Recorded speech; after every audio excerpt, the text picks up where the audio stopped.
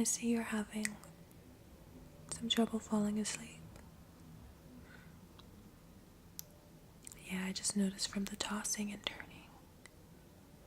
It's okay. What can I do to help?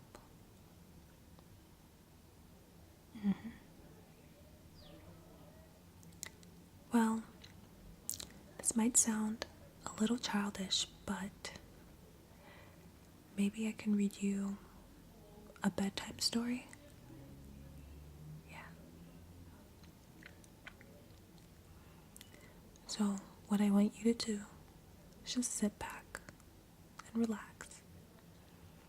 You can even close your eyes and try to picture the story as I read it to you. Sounds good? Okay. This one's a classic.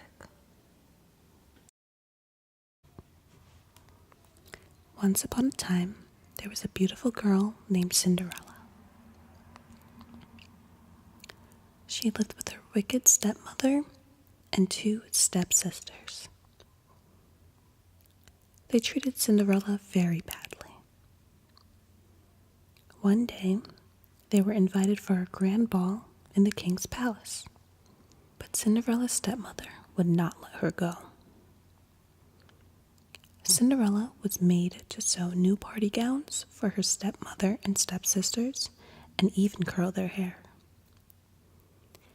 They then went to the ball, leaving Cinderella alone at home. Cinderella felt very sad and began to cry.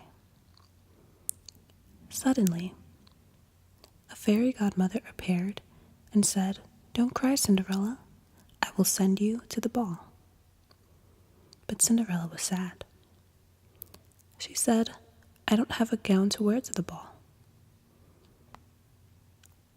The fairy godmother waved her magic wand and changed Cinderella's old clothes into a beautiful new gown.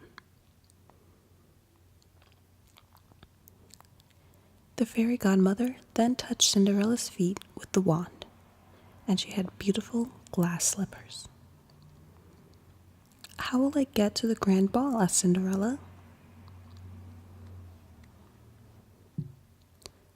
The fairy godmother found 6 mice playing near a pumpkin in the kitchen. She touched them with her magic wand, and then the mice became 4 shiny black horses and 2 coachmen, and the pumpkin turned into a golden coach. Cinderella was overjoyed and set off for the ball in the new coach drawn by the 6 black horses. Before leaving, the fairy godmother said, "Cinderella, this magic will only last until midnight. You must reach home by then."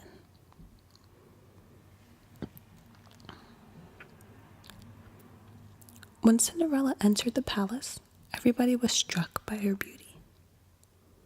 Nobody, not even Cinderella's stepmother or stepsisters, knew who she really was. The handsome prince also saw her and fell in love with Cinderella. He went to her and asked, "Do you want to dance?" And Cinderella said yes. The prince danced with her all night, and nobody recognized the beautiful dancer.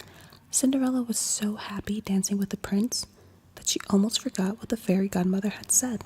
At the last moment, Cinderella remembered her fairy godmother's words, and she rushed to go home. "Oh, I must go," she cried, and ran out of the palace. One of her glass slippers came off, but Cinderella did not run to turn back for it. She reached home just as the clock struck 12. Her coach turned back into a pumpkin, the horses into mice, and her fine ball gown into rags. Her stepmother and stepsisters reached home shortly after that. They were talking about the beautiful lady who had been dancing with the prince. The prince had fallen in love with Cinderella and wanted to find out who the beautiful girl was, but he did not even know her name. He found the glass slipper that had come off Cinderella's foot as she ran home. The prince said, "I will find her. The lady whose foot fits this slipper will be the one I marry." The next day, the prince and his servants took the glass slipper and went to all the houses in the kingdom. They wanted to find the lady whose feet would fit in the slipper. All the women in the kingdom tried the slipper, but it would not fit any of them. Cinderella's stepsisters also tried on the little glass slipper. They tried to squeeze their feet and push hard into the slipper, but the servant was afraid the slipper would break.